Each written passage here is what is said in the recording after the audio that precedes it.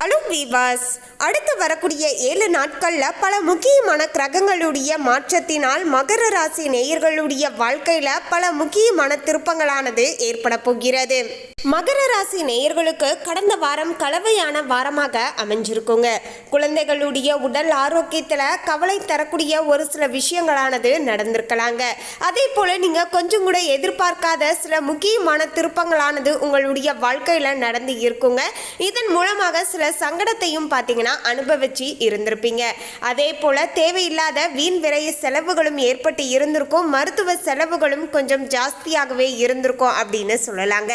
So இப்படிப்பட்ட சுச்சுவேஷன்ல தான் இந்த வீடியோவை பார்க்கக்கூடிய மகர ராசி நேயர்களாகிய நீங்களும் இருந்தீங்க அப்படின்னா வீடியோக்கு கீழே எஸ் அப்படின்னு டைப் பண்ணுங்க. இனி வரப்போகின்ற அடுத்த 7 நாட்களிலாவது இந்த ஒரு பிரச்சனைக்கான தீர்வுகளானது இனியாவது கிடைக்க போகிறதா? ஆரோக்கியத்தில் முன்னேற்றகரமான சூழலானது அமைய போகிறதா? தொழிலில் முன்னேற்றமானது ஏற்படுமா? ஏதாவது புதிதாக இன்வெஸ்ட்மெண்ட் பண்ணலாமா?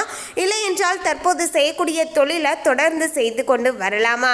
குடும்பத்தில் நிலைமையானது எப்படி இருக்க போகுது என்பது குறித்த பல முக்கியமான டீட்டெயிலான தகவலை தான் நம்ம முன்கூட்டியே தெரிந்து கொண்டு இனி அதற்கு தகுந்தாற் போல நடந்து கொள்ள போகிறோம். இதன் மூலமாக பிரச்சனைகளை தவிர்த்து கொள்வதோடு அதிர்ஷ்டத்தை இன்னும் கொஞ்சம் அதிகமாகவும் நம்ம பெற்றுக்கொள்வதற்கு உதவியாக இருக்குங்க.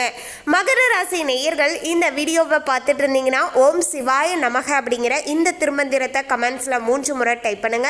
சிவனின் ஆசியால உங்களுடைய வாழ்க்கையில இருக்கக்கூடிய பிரச்சனைகளுக்கான தீர்வானது இந்த வாரத்திலாவது கிடைக்கக்கூடும். அதுக்கு முன்னாடி இன்னும் நம்ம சேனலை சப்ஸ்கிரைப் பண்ணலனா சப்ஸ்கிரைப் பண்ணிக்கோங்க. அப்படியே பக்கத்தில் இருக்கக்கூடிய பெல் ஐகானையும் பிரஸ் பண்ணுங்க. வாங்க வீடியோக்குள்ள போகலாம். 1/7/2024 திங்கட்கிழமையில இருந்து வரப்போகின்ற 7/7/2024 ஞாயிற்றுக்கிழமை வரையிலான இந்த இடைப்பட்ட 7 நாட்களை வைத்து பார்க்கும்போது மகர ராசி அன்பர்களுக்கு இந்த வாரத்தில் கிரகங்களுடைய சஞ்சாரத்தை வைத்து பார்க்கும்போது சூரியன் மிதுன ராசியிலையும் செவ்வாய் மேச ராசியிலையும் அமர்ந்து நமக்கு பலன்களை கொடுக்க போகிறார். புதன் மிதுன ராசியில இருக்காரு. ரிஷபத்தில் குருவுடைய சஞ்சாரமும் சுக்கிரன் மிதுன ராசியிலையும் அமர்ந்து இருக்காரு. மற்றபடிக்கு எப்போதும் போலதான் கும்பத்தில் சனி, மீனத்தில் ராகு, கன்னியில கேது என மற்ற கிரகங்களுடைய சஞ்சாரமும் அமைஞ்சிருக்குங்க. மேலும் இந்த வாரத்தில் வேறு கிரக மாற்றங்கள் எதுவும் நடைபெற போவது கிடையாது. எனவேதான் இந்த வாரம் கிரகங்களுடைய சஞ்சாரம் கூட்டணி பார்வைகளால இனி வரப்போகின்ற நாட்கள் மகர ராசி நேயர்களுக்கு சாதகமாக இருக்க போகிறதா, இல்லை என்றால் பிரச்சனைகள் சூழ்ந்து இனி வரப்போகிறதா என்பது குறித்து தான் நம்ம முன்கூட்டியே தெரிந்து கொள்ள போகிறோம். மகர ராசி நேயர்களே, சனி பகவான ராசி அதிபதியாக கொண்ட மகர ராசி அன்பர்களே, இனி வரப்போகின்ற அடுத்த 7 நாட்களானது சூரியன் உங்களுக்கு 6ஆம் வீட்டில் அமர்ந்து சஞ்சாரம் செய்து கொண்டு இருக்காரு. வட்டி தொழில்ல அதிக முதலீடுகள் செய்து கெட்டிக்காரத்தனமாக பணத்தை பார்த்தீங்கன்னா அதன் மூலமாக இருந்து பெற்றுக்கொள்வீர்கள். இது உங்களுக்கு பொருளாதார ரீதியாக ஒரு படி முன்னேற்றத்தை கொடுக்கக்கூடிய வகையில் பார்த்தீங்கன்னா அமைய போகிறது. மேலும் போட்டி பந்தயங்கள் உங்களுக்கு பெருவாரியான லாபத்தை கொடுக்கக்கூடிய வகையில் மகர ராசி நேயர்களுக்கு இனி சாதகமாக அமைஞ்சிருக்கு அப்படின்னு சொல்லலாங்க.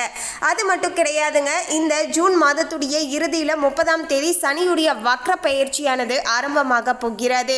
மேலும் மகர ராசி நேயர்களுக்கு இந்த ஒரு பெயர்ச்சியின் மூலமாக இனி வரப்போகின்ற நாட்களில் ஓரளவுக்கு பார்த்தீங்கன்னா அதிகப்படியான நல்லதானது நடக்க போகுது அப்படின்னு சொல்லலாங்க. அதனை தொடர்ந்து தான் பார்த்தீங்கன்னா இந்த ஒரு சனி வக்ர பெயர்ச்சியுடைய முதல் வாரமாக இருக்கக்கூடிய இனி வரப்போகின்ற அடுத்த 7 நாட்களுமே உங்களுக்கு ஓரளவுக்கு சாதகமாக அமைஞ்சிருக்கு நிதி ரீதியாக அப்படின்னே சொல்லலாங்க. மேலும் இந்த வாரம் உங்களுக்கு சாதகமாக இருக்கக்கூடிய வகையில் சந்திரனுடைய நகர்வுகளானது அமைஞ்சிருக்கு. மேலும் மகர ராசி நேயர்களுக்கு வியாபாரத்தில் கடுமையாக உழைத்து பணத்தை சேர்த்து வைக்கக்கூடிய வகையில் நீங்கள் திறமையாக பார்த்தீங்கன்னா செயல்படுவீர்கள். ரொம்ப நாட்களுக்கு பிறகு உங்களுடைய உழைப்புக்கு ஏற்ப ஒரு அங்கீகாரமானது நிதி ரீதியாக கிடைக்க போவதன் காரணத்தால் மகர ராசி நேயர்கள் ரொம்பவே மகிழ்ச்சியாக இருப்பீங்க அப்படின்னு சொல்லலாங்க. மேலும் மகர ராசி நேயர்கள் சிறு வியாபாரிகள், சில்லறை வணிகர்கள் முதலுக்கு மோசம் போகாமல் கணிசமான லாபத்தை பெற்றுக்கொள்ளக்கூடிய வகையில் சாதகமாக இனி செயல்படுவீர்கள் அப்படின்னே சொல்லலாங்க. மேலும் செவ்வாய் உங்களுக்கு 4ஆம் வீட்டில் இருக்காரு. தாய் மாமனுடைய வகையில் ஈகோ சண்டைகள் உருவாகும் என்பதால கொஞ்சம் உறவுகள் மத்தியில் கொஞ்சம் பார்த்து பத்திரமா நடந்துக்கோங்க. தேவையில்லாத வாய் வார்த்தையை விடாதீங்க. அதுவே உங்களுக்கு உங்களுக்கு பிரச்சனையாக முடிந்துவிடும். பிடிக்கவில்லை என்றால் கொஞ்சம் ஒதுங்கி இருப்பது உங்களுக்கு தற்போது நல்லதாக இருக்க கொடுங்க. மேலும் தாய் வழி சொத்துக்காக நீதிமன்றம் செல்ல வேண்டிய ஒரு சில சூழ்நிலைகள் கூட பார்த்தீங்கன்னா மகர ராசி நேயர்களுக்கு இந்த வாரத்தில் உருவாகும் என்பதையும் மனதில் வைத்துக் கொள்ளுங்கள். புதன் 6 மற்றும் 7ஆம் இடத்துல இருக்காரு. பண வரவானது இந்த வாரத்தில் மகர ராசி நேயர்களுக்கு தாராளமாக கைக்கு வரக்கூடிய வகையில் இருக்க போகிறது. பண வரவு இருந்தாலுமே அதற்கு ஏற்ப செலவுகளும் ஒரு பக்கம் வரக்கூடுங்க. இது மனதளவில் பார்த்தீங்கன்னா கொஞ்சம் பார்த்தீங்கன்னா வருத்தத்தை தந்தாலுமே பெரிதளவுக்கு வருமானம் இருப்பதால செலவுகள் செய்வது அவ்வளவு பெரிய கஷ்டமாக உங்களுக்கு இருக்காது. சரி, அதான் வருமானம் வருதில்ல, சரி இப்படி ஒரு செலவு வந்துருச்சு, சரி செஞ்சுடுவோம் அப்படிங்கிற மாதிரி மனதளவில் நீங்கள் நினச்சிப்பீங்க. ஏன்னா சில நேரங்களில் பார்த்தீங்கன்னா வருமானமே இருக்காது, ஆனால் செலவுகளானது கையை மீறி போய்கொண்டே இருக்குங்க. அப்போதெல்லாம் நம்ம செலவு செஞ்சுருப்போம். ஸோ அந்த மாதிரியான ஒரு இக்கட்டமான சூழ்நிலை வரல, ஓரளவுக்கு நம்ம செலவு செய்கிறதுக்கு ஏற்ப நமக்கு வருமானமும் வந்துட்டு தானே இருக்கு அப்படிங்கிற மாதிரி நீங்களே பார்த்தீங்கன்னா மனசை தேத்தி கொள்வீங்க. குரு 5ஆம் இடத்துல இருக்காரு. வெளிநாட்டுக்கு வியாபாரம் நிமித்தமாக சென்று வருவீர்கள். இது உங்களுக்கு தொழில் ரீதியாக ஒரு படி முன்னேற்றத்தை கொடுக்கக்கூடிய வகையில் அமைய போகிறது. மேலும் மகர ராசி நேயர்களுக்கு சகோதரருக்கு உதவியை செய்து வைப்பீர்கள்.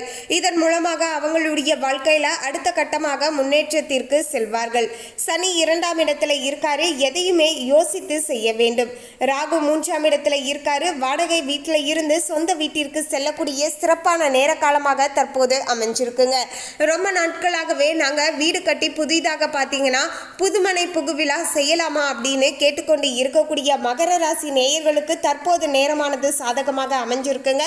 தாராளமாக பார்த்தீங்கன்னா நீங்கள் உங்களுடைய புது வீட்டிற்கு பார்த்தீங்கன்னா செல்லலாங்க. அதற்கு உண்டான ஏற்பாடுகளை நீங்கள் தாராளமாக செய்துட்டு வரலாங்க.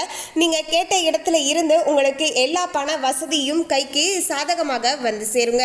கேது 9ஆம் இடத்துல இருக்காரு. பெரிய மனிதர்களுடைய சந்திப்பால தொழிலை அடுத்த கட்டத்திற்கு எடுத்து செல்வதற்கு ரொம்பவே உதவியாக இருக்கும் அப்படின்னு சொல்லலாம். மொத்தத்துல மகர ராசி நேயர்களுக்கு ரொம்ப நாட்களுக்கு பிறகு இனி வரப்போகின்ற அடுத்த 7 நாட்களானது மிக மிக சாதகமாகவே அமைஞ்சிருக்குங்க. குறிப்பாக சொல்லணும்னா தொழில் ரீதியாக பண ரீதியாக பார்த்தீங்கன்னா முன்னேற்றத்தை தரக்கூடிய ஒரு சிறப்பான வாரமாக அமைஞ்சிருக்கு. ஸோ இனி வரப்போகின்ற நாட்கள் உங்களுக்கு நேரம் சாதகமாக இருக்கு. இந்த நேரத்தை தவற விட்டுறாதீங்க. ஏன்னா ஒரு சில மகர ராசி நேயர்கள் பார்த்தீங்கன்னா நமக்கு எப்போதுமே கஷ்டமாகத்தான் இருந்து கொண்டு இருக்கிறது. கிட்டத்தட்ட ஒரு 6 வருஷமாவே நான் கஷ்டத்தை மட்டும்தான் பார்த்தீங்கன்னா சந்தித்து இருக்கேன். என்னதான் நான் தொழில் ரீதியாக முயற்சி செய்தாலுமே என்னுடைய முயற்சிகள் அனைத்துமே வீணாகி கொண்டே இருக்கிறது.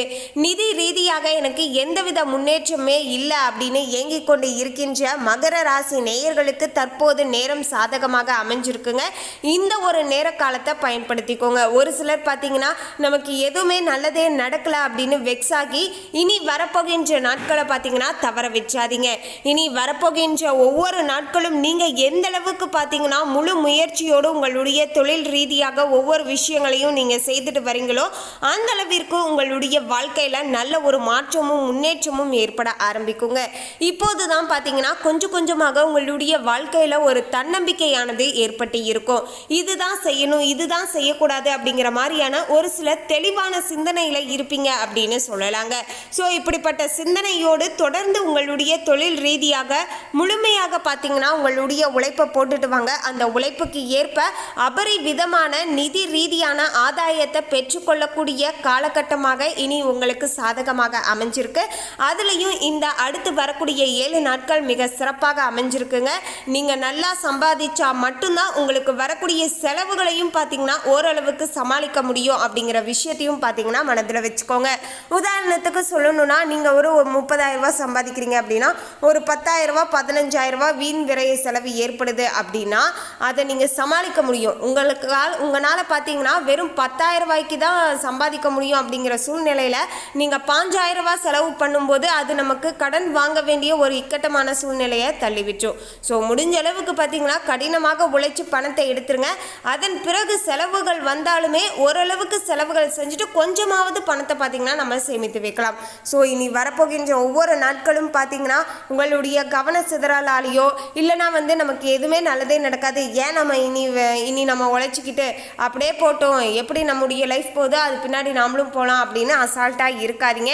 இனி வரப்போகின்ற நாட்கள் முயற்சி செய்யுங்க. அந்த முயற்சிக்கு ஏற்ப பலன் கிடைக்கும். சனிக்கிழமை தோறும் சனி பகவானுக்கு எல் தீபம் ஏற்றி வைத்து வழிபாடு செய்துக்கோங்க. சனி பகவானால் ஏற்படக்கூடிய கெடுபலன்கள் குறைந்து சனி பகவானுடைய ஆசீர்வாதம் கிடைத்து மென்மேலும் நல்லது நடக்க ஆரம்பிக்கும். மேலும் இந்த தகவலை பற்றிய உங்களுடைய கருத்தை கமெண்ட்ல பதிவு பண்ணுங்க. இந்த தகவல் உங்களுக்கு பிடிச்சிருந்தா லைக் பண்ணுங்க, ஷேர் பண்ணுங்க. இது போன்ற சுவாரஸ்யமான தகவலை தெரிந்து கொள்ள சேனலை சப்ஸ்கிரைப் பண்ணுங்க. தேங்க்யூ.